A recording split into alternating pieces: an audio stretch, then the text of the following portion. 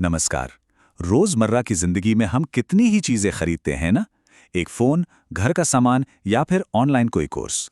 पर क्या हमने कभी सोचा है कि हर बाय नाउ क्लिक के पीछे एक पूरा कानूनी ढांचा काम करता है। भारत में इसे the sale of goods act 1930 govern करता है। तो चलिए आज इसी कानून की सबसे जरूरी बातों को एकदम आसान भाषा में समझते हैं। तो आज हम क्या क्या देखने वाले हैं। सबसे पहले जानेंगे कि कॉन्ट्रैक्ट ऑफ सेल आखिर है क्या। फिर इसके वो 4 पिलर्स कौन से हैं जिनके बिना ये टिक नहीं सकता। इसके बाद सेल और एग्रीमेंट टू सेल का वो क्रूशल डिफरेंस समझेंगे जहां अक्सर कंफ्यूजन होता है। फिर कंडीशंस और वारंटीज की बात करेंगे और हाँ, आखिर में एग्जाम के लिए एक क्विक रिवीजन भी करेंगे। चलिए एक बिल्कुल आम सिचुएशन से शुरू करते हैं। जरा सोचिए, जब कोई एक लैपटॉप खरीदने के लिए बाय नाउ बटन पर क्लिक करता है तो लीगली उस एक पल में क्या होता है। ये जो एक सिंपल सा एक्शन लगता है ना, वो असल में एक लीगल कॉन्ट्रैक्ट को जन्म देता है जिसके अपने रूल्स और कॉन्सिक्वेंसेस होते हैं। तो ठीक है, अब जरा इस बाय नाउ क्लिक की लीगल फाउंडेशन में उतरते हैं।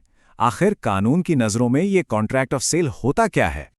सेल ऑफ गुड्स एक्ट 1930 का सेक्शन 4 सब सेक्शन 1 इसे डिफाइन करता है।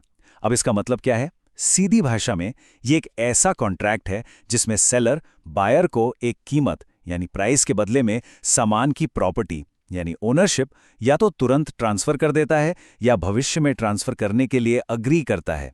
बस ये एक लाइन ही इस पूरे एक्ट की नींव है। तो फिर एक वैलिड कॉन्ट्रैक्ट ऑफ सेल बनता कैसे है? इसके लिए 4 एसेंशियल एलिमेंट्स की जरूरत होती है। इन्हें हम इस कॉन्ट्रैक्ट का डीएनए कह सकते हैं। अगर इनमें से एक भी गायब है तो कॉन्ट्रैक्ट वैलिड नहीं माना जाएगा। ये 4 एलिमेंट्स हैं। पहला, 2 पार्टीज यानी एक बायर और एक सेलर होना चाहिए। दूसरा, गुड्स यानी वो सामान जो बेचा जा रहा है। तीसरा, प्राइस यानी कीमत जो पैसों में हो। और चौथा, जो कि सबसे जरूरी है, ट्रांसफर ऑफ प्रॉपर्टी यानी ओनरशिप का ट्रांसफर। अब यहां एक बहुत ही दिलचस्प बात है। प्रॉपर्टी शब्द का मतलब, लॉ में प्रॉपर्टी का मतलब सिर्फ सामान पर कब्जा यानी पोजेशन नहीं होता। इसका मतलब है जनरल प्रॉपर्टी यानी पूरी एब्सोल्यूट ओनरशिप। ये स्पेशल प्रॉपर्टी से अलग है जो कि एक लिमिटेड राइट होता है, जैसे किसी चीज को गिरवी रखने पर मिलता है। तो फिर गुड्स क्या हैं? सेक्शन 27 के मुताबिक गुड्स हर तरह की मूवेबल प्रॉपर्टी है। इसमें स्टॉक्स, शेयर्स, यहां तक कि खेतों में लगी फसलें भी शामिल हैं। लेकिन ध्यान देने वाली बात यह है कि इसमें मनी और एक्शनेबल क्लेम्स यानी कानूनी दावे शामिल नहीं होते। और तीसरा पिलर है प्राइस। सेक्शन 210 एकदम साफ कहता है कि प्राइस का मतलब मॉनेटरी कंसिडरेशन ही होना चाहिए। अगर सामान के बदले सामान एक्सचेंज हो रहा है तो उसे सेल नहीं बल्कि बार्टर कहते हैं और वो इस एक्ट के दायरे से बाहर है। चलिए अब इस टॉपिक के सबसे क्रिटिकल हिस्से पर आते हैं जहां स्टूडेंट्स को सबसे ज्यादा कंफ्यूजन होता है, सेल और अग्रीमेंट टू सेल के बीच का फर्क। ये डिस्टिंक्शन समझना एग्जाम्स के लिए बेहद जरूरी है। इसे आसान शब्दों में समझते हैं।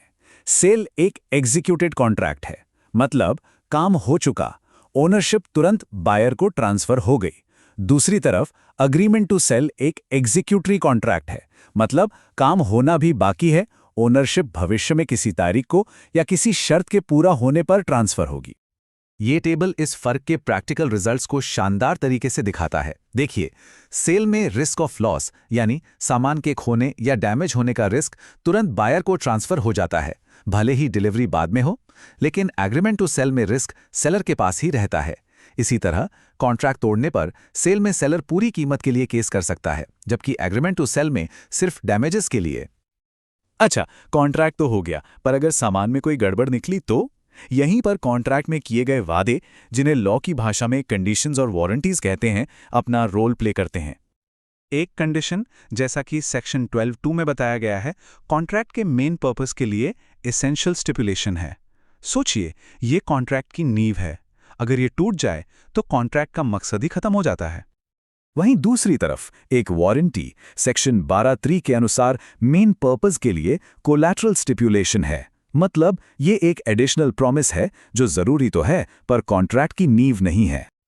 तो क्रूशियल पॉइंट ये है, अगर कोई कंडीशन टूटती है तो बायर के पास सामान को रिजेक्ट करने और पूरे कॉन्ट्रैक्ट को रिप्यूडिएट करने यानी रद्द करने का अधिकार है। लेकिन अगर सिर्फ वारंटी टूटती है तो बायर कॉन्ट्रैक्ट रद्द नहीं कर सकता, वो सिर्फ डैमेजेस क्लेम कर सकता है। एग्जाम के लिए ये डिफरेंस गेम चेंजर है। चलिए, अब तक जो भी हमने समझा है उसे एग्जाम के लिए फटाफट रिवाइज कर लेते हैं। ये हैं वो की टेकअवेज जो बिल्कुल याद रखने हैं। तो याद रखिए, कॉन्ट्रैक्ट ऑफ सेल के 4 एसेंशियल्स हैं। 2 पार्टियां, गुड्स, प्राइस और प्रॉपर्टी का ट्रांसफर। सेल में ओनरशिप तुरंत ट्रांसफर होती है, जबकि अग्रीमेंट टू सेल में बाद में। रिस्क ऑफ लॉस हमेशा ओनरशिप के साथ चलता है, पोजेशन के साथ नहीं। और आखिर में, कंडीशन टूटने पर कॉन्ट्रैक्ट कैंसिल हो सकता है, पर वारंटी टूटने पर सिर्फ डैमेजेस मिलते हैं। और ये रहा एग्जाम्स के लिए सेक्शंस याद रखने का एक स्मार्ट तरीका। सब कुछ सेक्शन 4 से शुरू होता है, जो सेल को डिफाइन करता है। इसके लिए हमें चाहिए गुड्स, जो सेक्शन 27 में है, और प्राइस, जो सेक्शन 210 में है। और अगर वादे टूटें तो सॉल्यूशंस मिलेंगे सेक्शन 12 में, जो कंडीशंस और वारंटीज के बारे में है। और अब आखिर में सोचने के लिए एक सवाल। मान लीजिए एक स्टूडेंट एक बढ़ई से एक खास कस्टम बिल्ड टेबल खरीदने का अग्रीमेंट करता है, लेकिन टेबल पूरी बनने और डिलीवर होने से पहले ही वर्कशॉप में आग लगने से जल जाती है।